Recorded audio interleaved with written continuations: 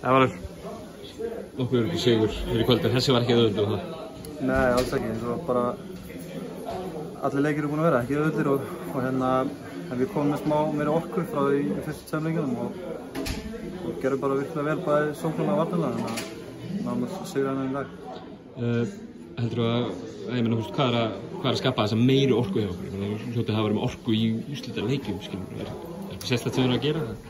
Ég veit það ekki, kannski bara vinna meira fyrir hvern annan, og svona sýna aðeins meira hvernig við erum búin að spila, finnst mér allt sísonið, svona gera þetta fyrir hvern annan og gera þetta saman, þannig að það sem við bara skína í gegn í dag. Er eitthvað taktík sem þið breyttuð sem að koma vel út í dag?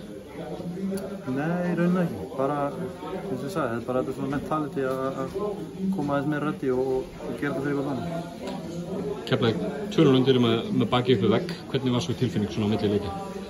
Það var náttúrulega bara alveg glæta, sko, og leiðilegt að hafa ekki mætt í fyrstu tvo bara með svona hugarfarið sem við vorum í dag.